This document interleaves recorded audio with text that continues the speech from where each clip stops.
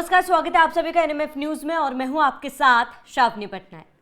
1979 में supreme court का एक फैसला सामने आया था, जिसके बाद उस फैसले को लेकर जमकर विरोध भी हुआ था। वो फैसला था कि सुप्रीम कोर्ट की तरफ से कहा गया था कि अगर एक लड़की के शरीर में कोई भी निशान नहीं है तो उसे दुष्कर्म नहीं माना जाएगा, बल्कि ये माना जाएगा कि ये मर्जी से संबंध बनाए गए थे, जिसको लेकर उस समय तो बहुत विरोध हुआ ही था। लेकिन आज भी ये मुद्दा उठाया जा रहा है और ये मुद्दा किसी और ने नहीं बल्कि मुख्य न्यायाधीश BR गवई जी ने उठाया था। उन्होंने सुप्रीम कोर्ट के उस फैसले पर सवाल उठाया और कहा कि उस फैसले पर शर्मिंदगी होती है।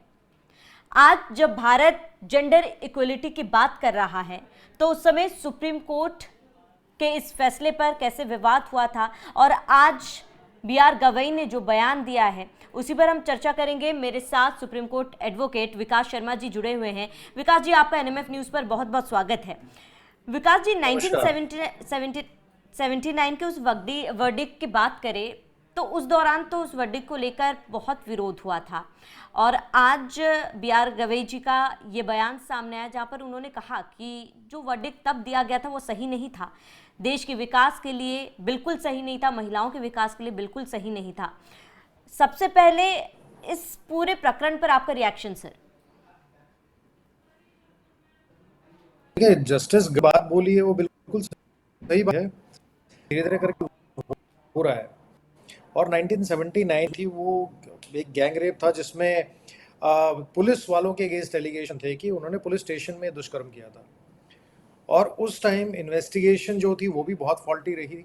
और सुप्रीम कोर्ट से जब उनका एक्विटल हुआ तो कानून था, वो कानून ये था कि प्रोसिक्यूशन की ड्यूटी है हर चीज़ को प्रूव करना।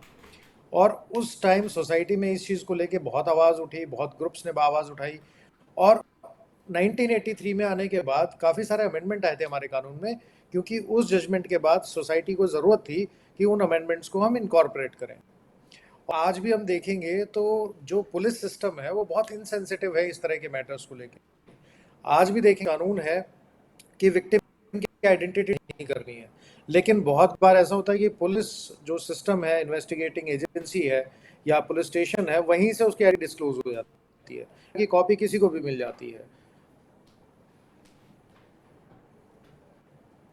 बिल्कुल विकास जी, क्योंकि आज ये मुद्दा फिर से उठ रहा है तो ऐसे कई मामले हमने देखे हैं कि हाई कोर्ट की तरफ से भी असंवेदनशील बयान सामने आया। अगर इलाहाबाद हाई कोर्ट की बात करें, हाल फिलहाल में आप एक बयान सामने आया था कि लड़की के प्राइवेट पार्ट को टच करना या फिर नाड़ा खोलना जो है वो रेप में काउंट नहीं होता है, ज़बरदस्ती काउंट करना नहीं होता है। उसके बाद भी सुप्रीम कोर्ट ने इस पर टिप्पणी भी की थी और इस बयान को असंवेदनशील बताया था। आप करेंट सिचुएशन में आप मान रहे कि जो क्रिमिनल लॉ है वो कहीं ना कहीं वीक है और उसे और स्ट्रांग होने की ज़रूरत है? देखिए कि सोसाइटी में किसी भी तरह का कोई आदमी गलत काम ना करे। एक अच्छी सोसाइटी के लिए क्रिमिनल लॉ का स्ट्रांग होना, इफेक्टिव होना, एफिशिएंट होना बहुत ज़रूरी है। जैसा कि 1979 में ये था, सुप्रीम कोर्ट से एक्विटल हुआ, उसके बाद 1983 में हमारे क्रिमिनल लॉ के अंदर आई कि आइडेंटिटी डिस्क्लोज नहीं करनी है। अगर जो आपके मेडिकल एविडेंसेस हैं उनको करना जरूरी है। अगर तरह की फिजिकल बात आती है और लड़की बोलती है कि मेरा कंसेंट नहीं था, मेरी सहमति नहीं थी, तो कोर्ट ये मान के चलेगा कि उसकी सहमति नहीं थी। ये अमेंडमेंट जो है ना, ये 1983 में इस केस के बाद आया था और जो एविडेंस एक्ट के अंदर सेक्शन 114A में ऑलरेडी इनकॉर्पोरेटेड था। इसी तरीके से आज भी अगर देखेंगे तो बहुत सारे ऐसे केसेस होते हैं जहां केसेस में पुलिस FIR रजिस्टर नहीं करती है, अगर रजिस्टर होती है तो उसमें इन्वेस्टिगेशन ठीक से नहीं होती है। सबसे बड़ी प्रॉब्लम यह है कि अगर किसी एलिगेशन किसी पुलिस ऑफिसर के अगेंस्ट लगती है, जैसा कि इस तरह के 1979 के केस में हुआ, आज भी अगर किसी पुलिस ऑफिसर के अगेंस्ट एलिगेशन लगती है तो उसमें FIR करवाना बहुत मुश्किल होता है। अगर FIR हो जाती है तो पुलिस वालों की इन्वेस्टिगेशन पुलिस वाले ही करते हैं, कोई इंडिपेंडेंट एजेंसी जनरली उनकी इन्वेस्टिगेशन नहीं करती है।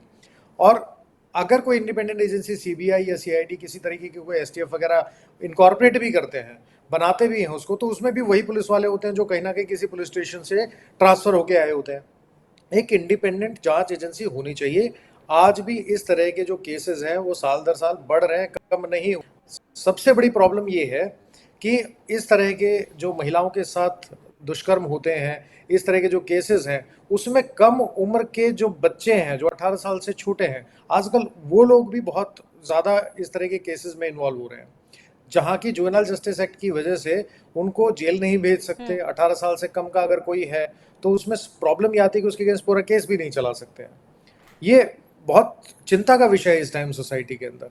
और सुप्रीम कोर्ट, हमारे जो मिनिस्ट्री ऑफ लॉ है, जो स्टेट और सेंट्रल गवर्नमेंट है, उनको इनके ऊपर संज्ञान लेना चाहिए और इस पर काम करना चाहिए। बिल्कुल विकास जी, जिस तरीके से आज हम भारत में जेंडर इक्वलिटी की बात करते हैं, समानता की बात करते हैं, आप डेवलपमेंट की बात कर रहे हैं, लेकिन अगर 1979 में जो वर्डिक्ट सुप्रीम कोर्ट की तरफ से दिया गया था और आज सीजीआई गवई का जो बयान सामने आया है, उस दौरान उस वर्डिक्ट को लेकर विरोध तो हुआ था। लोगों ने एक ये कंफर्म किया था कि ये जो बयान, जो फैसला सुनाया गया, उसकी जिम्मेदारी सुप्रीम कोर्ट ले।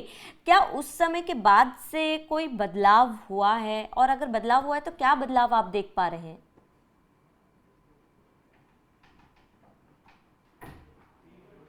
देखिए, तो उसके बाद क्रिमिनल लॉ में बहुत ही, दूसरी जो अमेंडमेंट आई थी वो आई थी निर्भया वाले केस के बाद। निर्भया वाले केस के बाद जो पनिशमेंट 7 साल तक की हुआ करती थी, उसको 7 साल कर दिया, जो कि बाद में डेथ पेनल्टी तक जा सकती है।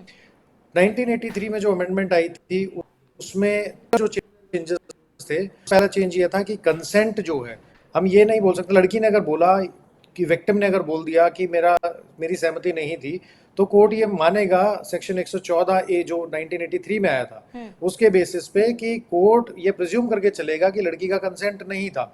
अब बर्डन ऑफ प्रूफ उल्टा हो जाता है उस सिचुएशन में।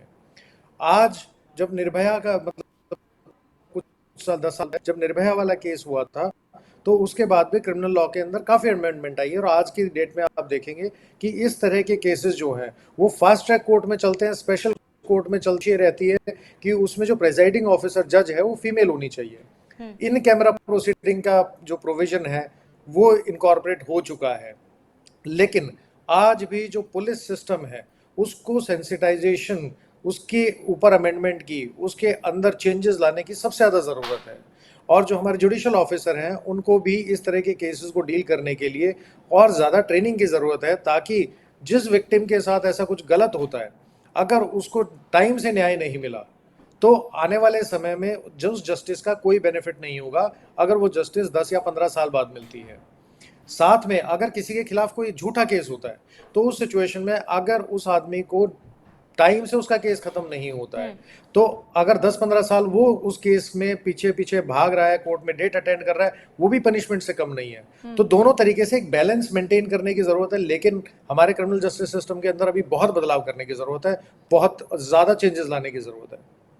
विकास जी, आप अगर अभी फिलहाल सोसाइटी की बात करें, तो जो बयान सीजीआई गवई की तरफ से आया है, तो सोसाइटी जो है दो ओपिनियन रख रही है इस पूरे मैटर पर।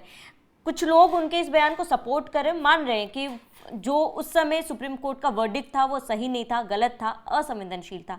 लेकिन एक पार्ट ऑफ सोसाइटी वो ये कह रही है कि उस दौरान शायद जो वर्डिक्ट दिया गया था वो आज के सिचुएशन से काफ़ी ज़्यादा मिलता जुलता है, क्योंकि बहुत फ्रॉड या फेक केसेस जो है वो लगाए जाते हैं। ऐसे में लोगों का ये कहना है कि अगर वो ज़बरदस्ती था तो बॉडी में मार्क्स ज़रूर होते हैं, और बॉडी में मार्क्स नहीं है, दैट मीन्स आपने उसको लेकर परमिशन दी थी। ये एक पार्ट ऑफ सोसाइटी का कहना है। देखिए, मैं आपको एक बात बताता हूँ, जब भी कोई इस तरह का दुष्कर्म पुलिस स्टेशन के अंदर होता है, तो उस सिचुएशन में उस टाइम पे भी सुप्रीम कोर्ट ने ये चीज़ इग्नोर की थी, और मेजॉरिटी टाइम पे चीज़ इग्नोर हो जाती है। एक इंस्टीट्यूशनल अथॉरिटी नाम की चीज़ होती है कि पुलिस स्टेशन के अंदर इस तरह का दुष्कर्म होने का मतलब है, अगर कोई बाहर का आदमी पुलिस स्टेशन में है, तो वहाँ उसको अपनी आवाज़ ऊंची करके बात करना भी उसके लिए डर का काम होगा, उसके लिए बहुत मुश्किल हो जाता है। साथ में जब आपके आसपास का एनवायरनमेंट सारा एक जैसा है, आपको पता है कि अगर मैं आवाज़ उठा भी लूँ, तो जो भी आप सुनेगा आवाज़, वो इन्हीं का दोस्त होगा, इन्हीं के साथ का कुलीग होगा, इन्हीं के साथ नौकरी करने वाला होगा। तो इसी वजह से सुप्रीम कोर्ट ने बहुत चेंजेस लाने की कोशिश की है। आज की बात करूं, हर पुलिस स्टेशन के अंदर इन कैमरा सर्विलेंस जो 24 घंटे ऑन रहनी चाहिए, सुप्रीम कोर्ट ऑलरेडी डायरेक्शन दे चुका है। केसेस में विक्टिम की आइडेंटिटी डिस्क्लोज नहीं होनी चाहिए, इसका डायरेक्शन ऑलरेडी आ चुका है। सुप्रीम कोर्ट ने यहां तक बोल दिया है कि अगर बेल की सुनवाई होती है, जमानत की सुनवाई होगी या पूरा कोई भी केस चलेगा किसी भी स्टेज पे, जो विक्टिम है, जो प्रोसिक्यूट्रिक्स है, जिसके साथ गलत हुआ है, उसको अधिकार है कि वो हर स्टेज पे उसकी सुनवाई कोर्ट करे, चाहे कोई भी स्टेज हो, चाहे चार्ज फ्रेमिंग हो, बेल आर्ग्यूमेंट्स हो, फाइनल आर्ग्यूमेंट हो या गवाही चल रही हो। तो उसका पार्टिसिपेशन जो है सुप्रीम कोर्ट ने मैंडेटरी ऑलरेडी कर दिया है। संवेदनशीलता की अगर आप बात करें, सोसाइटी में अगर कोई भी बात होगी तो उसको सपोर्ट और अपोज करने वाले लोग हमेशा आएंगे। हर आदमी की सोच अलग होती है। दूसरा, गलत कोर्ट भी हो सकता है, क्योंकि जो जजेस बैठे हुए हैं वो भी they are also human beings. लेकिन जब भी सुप्रीम कोर्ट का कोई फैसला आता है, वो फैसला उस टाइम के प्रिवेलिंग लॉ के बेस पे होता है। 1983 से पहले कंसेंट से रिलेटेड सेक्शन 114A का अमेंडमेंट नहीं आया था। तो उस टाइम ये नहीं था कि लड़की बोल रही है कि फिजिकल रिलेशन हो गया और मेरा कंसेंट नहीं था, तो कोर्ट उस टाइम प्रिज्यूम नहीं कर सकता था कि उसका कंसेंट टाइम के हिसाब से। हाँ, जो इंस्टीट्यूशनल अथॉरिटी वाली जहां तक मैं बात कर रहा हूं, उसको जरूर इग्नोर किया गया। साथ में जिन पुलिस वालों के अगेंस्ट ये केस था, उन पुलिस वालों की इन्वेस्टिगेशन भी सेम पुलिस स्टेशन में दूसरे ही जो पुलिस ऑफिसर थे उन्होंने की थी। तो जो इन्वेस्टिगेशन थी वो भी बहुत फॉल्टी इन्वेस्टिगेशन थी उस टाइम की।